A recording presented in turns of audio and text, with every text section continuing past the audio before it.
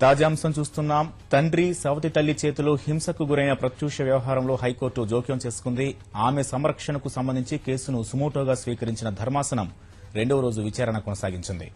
ప్రభుత్వ ప్రత్యేక న్యాయవాది శరత్ కుమార్ ద్వారా ఆసుపత్రిలో చికిత్స పొందుతోన్న ప్రత్యూష ఆరోగ్య పరిస్థితులపై హైకోర్టు అడిగి తెలుసుకుంది. ఆమె పెద్దమ్మ సాయి కుమారి, పెదనాన్న సతీష్ చంద్రాలను కోర్టులో హాజరుపరచగా బాలిక సంరక్షణ బాధ్యతలపై ఆరా తీసింది. ఇదే సమయంలో ప్రత్యూష కుటుంబ ఆస్తులు, తండ్రి గణేష్ కుమార్ వేతన వివరాలను కూడా అడిగి తెలుసుకుంది. కేసు తదుపరి విచారణ సోమవారానికి వాయిదా వేసింది కోర్టు. ప్రత్యూష మేనమామ సాయి ప్రసాద్ ను సోమవారం కోర్టులో హాజరుపరచాలని ఆదేశించింది. మరోవైపు ప్రత్యూష ఆసుపత్రి నుంచి డిశ్చార్జ్ అయిన తర్వాత కోర్టుకు తీసుకురావాలని, భోజన విరామ సమయంలో ప్రత్యూషతో మాట్లాడతామని ధర్మాసనం పేర్కొంది.